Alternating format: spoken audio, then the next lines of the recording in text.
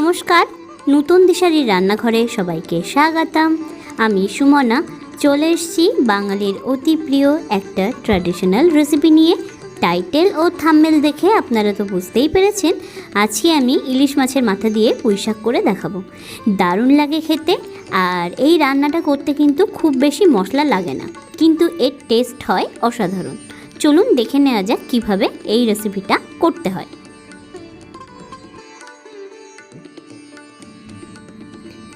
সমস্ত উপকরণ কিন্তু আমি এখানে সাজিয়ে নিয়েছি, যা যা আমি সবজি দেব সব কিন্তু এখানে সাজিয়ে নিয়েছি।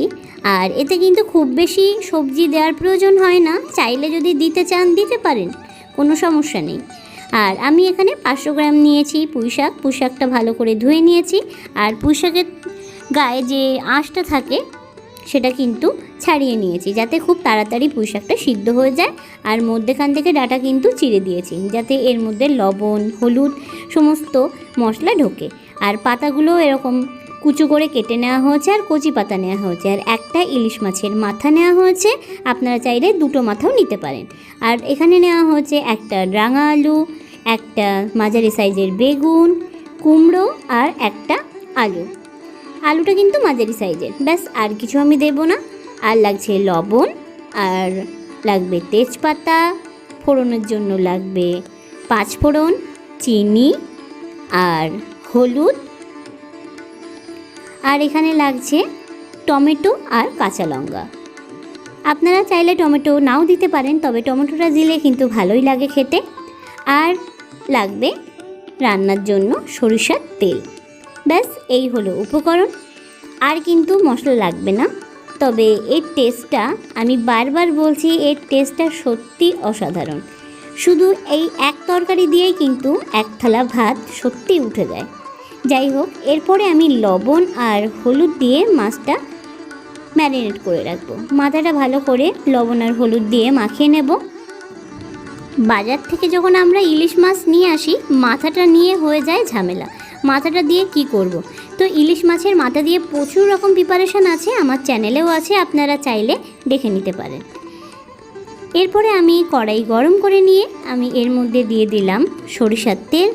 তেলটা একটু গরম হয়ে গেলে এর মধ্যে দিয়ে দেব আমি মাছের মাথা। মাথাটা দিয়ে একটু ঢাকা দিয়ে রাখতে হবে, কারণ মাথাটা কিন্তু প্রচণ্ড ফোটে, যাতে তেলটা গায়ে না লাগে। মোটামুটি 1 মিনিট মতো ভাজা হয়ে গেলে আমি মাছটার উল্টে নেব। উল্টে পাল্টে কিন্তু মাছটা ভেজে নেব। মোটামুটি 2 থেকে 3 মিনিটের মধ্যে মাথা কিন্তু খুব ভালোভাবেই ভাজা হয়ে যায়। আর মাথাটা ভালো করে ভেজে নিতে হবে। মাথাটা ভাজা হয়ে গেছে, আমি মাছটা কিন্তু তেল থেকে তুলে নিলাম। এরপরে ওই তেলের মধ্যেই আমি ফোড়ন দিয়ে দেব 5 ফোড়ন। আপনারা চাইলে 5 ফোড়নের পরিবর্তে 4 ফোড়নও দিতে পারেন। এরপরে দিয়ে দিলাম তেজপাতা। তেজপাতাটা দিয়ে আমি এর মধ্যে দিয়ে দেব আলু। আলুটা দিয়ে আরও 1-2 মিনিট মতো ভেজে নেব। তারপরে দিয়ে দিলাম রাঙা আলু, কুমড়ো দিয়ে আমি আরও 2-3 মিনিট মতো ভালো করে তেলের মধ্যে এটা ভেজে নেব। এরপরে এর মধ্যে দিয়ে দেব বেগুন। বেগুনটা সবার লাস্টে দেব, কারণ বেগুন খুব কিন্তু তাড়াতাড়ি গলে যায়। বেগুনটা দিয়ে আরও 1-2 মিনিট নাড়িয়ে নিয়ে এর মধ্যে দিয়ে দেব কেটে রাখা পুঁইশাকের ডাঁটাটা দিয়ে ভালো করে নাড়িয়ে চাড়িয়ে নেব। ভালো করে এবার ভাজতে হবে, যাতে সমস্ত উপকরণ খুব তাড়াতাড়ি মুছে যায়। এরপরে দিয়ে দেব কেটে রাখা টমেটো আর কাঁচা লঙ্কা।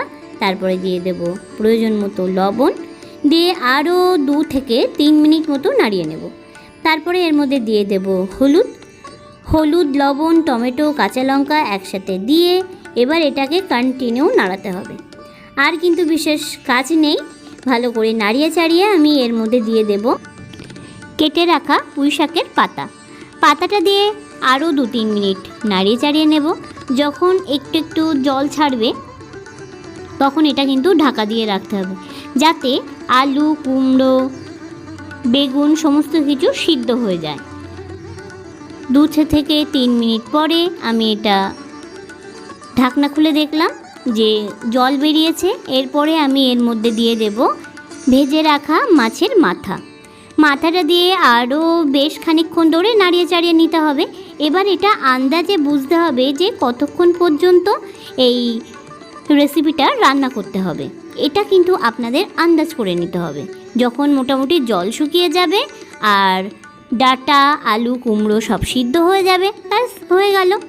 এরপরে আমি নামানোর আগে দিয়ে দেব চিনি। চিনিটা কিন্তু একটু বেশি পরিমাণে দিতে হবে, তার কারণ এই পুঁইশাকটা কিন্তু মিষ্টি মিষ্টি লাগবে খেতে, আর মিষ্টি মিষ্টি হলে কিন্তু দারুণ জমে যায়।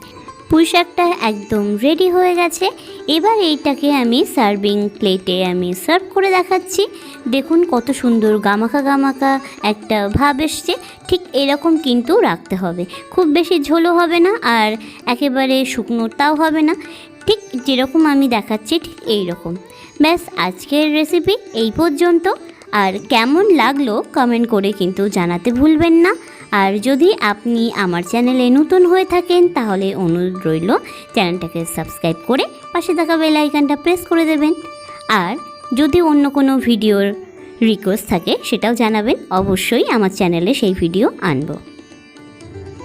আজকের ভিডিও এই পর্যন্ত, আবার দেখা হবে নতুন সপ্তাহে। ততক্ষণ পর্যন্ত ভালো থাকবেন, সুস্থ থাকবেন।